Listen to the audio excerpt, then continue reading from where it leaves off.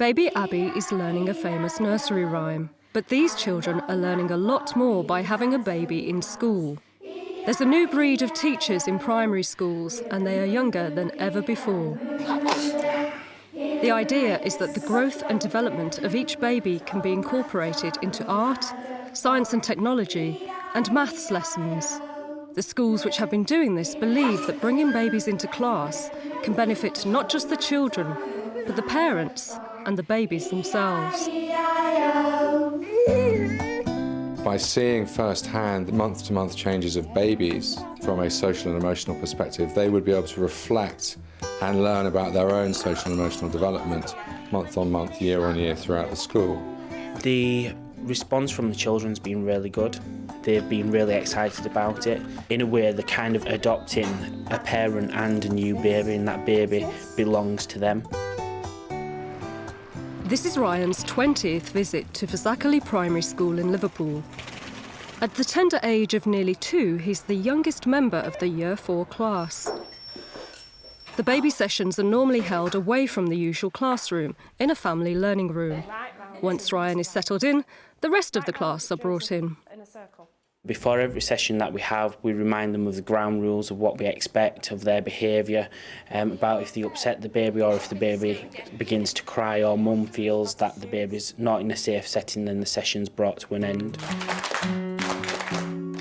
Ryan was keen to show off what he's learnt since his last visit. When he first started coming into school, he was quite shy, but now he's always relaxed in class, particularly with his older sister Jessica. The children are encouraged to watch all his behaviour and reflect on how he's developed. Anyone straight away noticed anything different? When Jessica come in the room, Ryan ran to her. And I think that's the first time we've ever seen him running, isn't it? We run like that, don't we? And Ryan's running like that with his arms. That's right, so he's starting to use his arm for balance. This project is actually really good for linking in with other curriculum areas. We've been able to link it in when the baby was teething with our teeth and eating topic in science. We've linked it in with design technology, making baby food. We've also linked it with maths, weights and measures. It's just endless. It can be linked into absolutely any subject. And because you've got that initial real experience that the children have had, it really enthuses them then in those other subject areas as well, because they're using those links as motivation. The original concept for this scheme came from Canada, where it's reported to have had a dramatic effect reducing levels of aggression among school children. It was developed originally in schools in Liverpool and Dorset, the idea being to engage with schools in a city, urban environment and also a rural environment. And over the last 2 years, the content has been developed in collaboration with those schools. Fazakerley Primary School in Liverpool has been at the forefront of this scheme. It's an area that has mixed housing. There is a lot of social deprivation within the community, but there's also a fair bit of wealth around as well, so it is a very mixed bag here.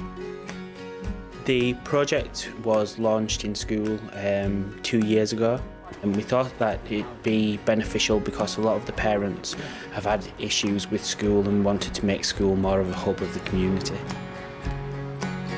Finding the right mother and baby is key to making this work.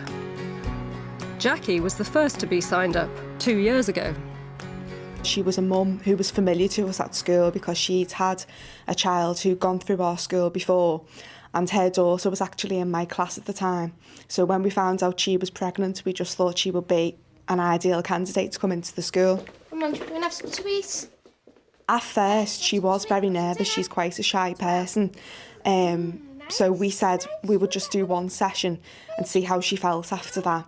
And we gave her a lot of guidance. My first thing would say no, but then I thought, no, why not? I'll be helping the school. So I said, yeah, I'll give it a go. I was terrified, absolutely terrified. But as they were asking questions and that, I started relaxing a little bit more, and I enjoyed it, really enjoyed it. It's an ongoing commitment for mums to undertake as the babies are brought into school every 4 weeks. Before each new session, the children are encouraged to think about how Ryan may have developed since they last saw him. Has he changed in his physical? Has he grown at all? Is he talking more? Has he learnt any new words? So as we talked about on the carpet, you're going to just choose your question and write it on your piece of paper ready for the session. Jackie, when Ryan was a baby, you know, when he used to eat more softer food, can he eat any harder food now? It depends. He's very, very fussy eater. So he loves soup and scouse and stuff like that more than anything. But I still mash it up for him a bit, but he wanted to start being harder now because he wants to be like the kids. So today we thought we'd look at how he's learning to draw and make marks on paper and control a pencil, and look at how that's different to what he's doing and how that's different to what we do now and what you've learnt to do. And here is a picture that Ryan prepared earlier. Would Ryan be able to draw a circle? No. Why not? Abby? Because he might not know his shapes and colours. Right. Some of you were very kind enough to bring some of your pictures. Now, you might not have been as young as Ryan when you drew these. Now, here's Jasmine's. Just looking at the picture, would you know what she's drawn? You can see the faces on it. Right. Do you think that when Jasmine drew this picture, she was younger than Ryan, about the same age as Ryan, or a bit older than Ryan? Older, because when you see Ryan's picture, it was just a little like a scribble, and Jasmine knows how to draw a circle. This is a year later. Or is this yours, Leah, sweetheart? Yeah. What's Leah drawn? She's drawn the face. Can you see any change there? Jessica? Arms and legs. Right. As well as the face, she's got arms and legs. Now, is that what we look like? No. Is there something missing? Olivia? A body. Right, the body. Initially, when we were approached to take part in the scheme, we did have reservations about how it would work, how the children would react and how they'd behave, but it's been a great fun way to link in social and emotional development into all parts of the curriculum in a way that gives children a sense of ownership on something, and they can act as role models. So it's really been a completely positive experience. Similar experiences have been shared by other schools in the pilot scheme. 7-month-old Heidi is having her vital statistics taken by a Year 3 class. Her monthly weight change and growth measurements are a useful resource for maths. What length is Heidi now? Straighten out the tape measure, Milton, please, so we get an accurate reading. 6 centimetres. 66 centimetres. Wow, Heidi. She's growing very tall, isn't she? So you can add that to your information sheet now, can't you? Can you see Heidi's progress from when she was born? She was 2.4 kilograms. What does she weigh now? 8.4 kilograms. Wow. Miss, can I draw my lamb, please? Certainly, Luke. Make sure you go from the first point at the bottom right up to the last point at the top. This is Heidi's 5th session with the children, and she's remarkably relaxed. Heidi's been great with the children. She's a good baby anyway, so it was an ideal candidate for this sort of project. And the children are fantastic with it also. The maths lesson with Heidi is more formal in structure, but with 9-month-old baby Abby, the focus is on speaking and listening. Could anybody tell me why Abby would want to put that ring into her mouth? Because she's teething, and it encourages her to get her teeth through, and it soothes her as well. I think it gives them a better understanding of how hard it can be bringing up babies when they do actually see them when they're ratty, I suppose, and they see the changes and, you know, hear about the nighttime routines and the crying and the feeding and the clothes changing and the nappy changing. It brings it home. This is the 9 to 12 month baby grow, which she should be in. So we've gone from this size to this size in 9 months. Oh. It might deter them from wanting them so young, possibly. It might spur them on. The boys reacted in a similar way to the girls. I guess I didn't see much of a difference between the two. One of the boys just said at the end of the session that he wants one because she's so cute.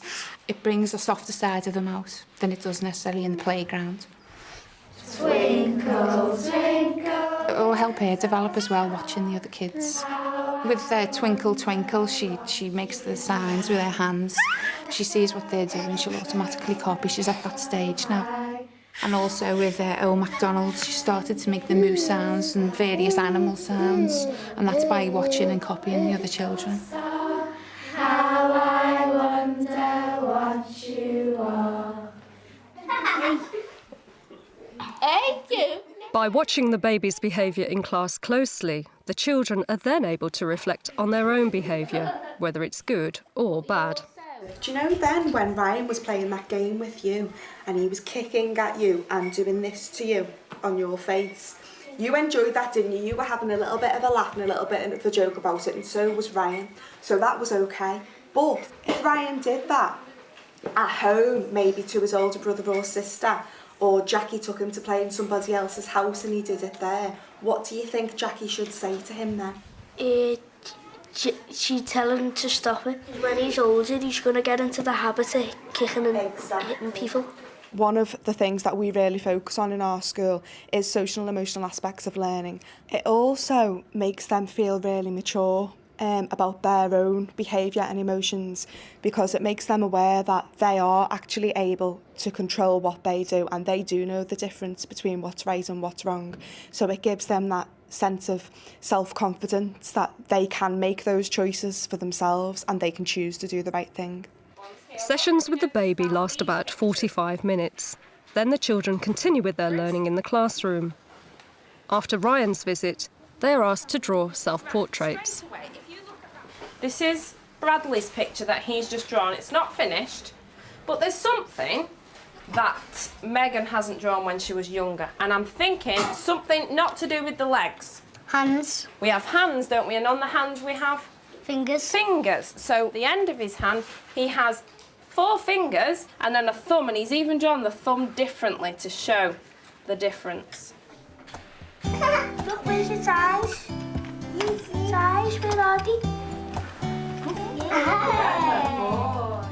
By pointing to your eyes and saying the word, you're actually being a teacher there. Well done. They see Ryan almost as their own little brother, and the children love his visits and Jackie's visits. I think the children would be absolutely devastated if we told them all of a sudden that the sessions were going to end. The plan is that Ryan will continue with these children coming in until the children have left the school. Ryan's not the only baby here. There are currently 5 others, and there are plans to expand the scheme to every single class. Without a doubt, it's had a massive impact on our school, and it's down to the warmth and the empathy of the staff and the relationships that staff are ready to build with the parents that's going to see this stand or fall. And we've been blessed here. We've got a fabulous group of parents and staff who make this work.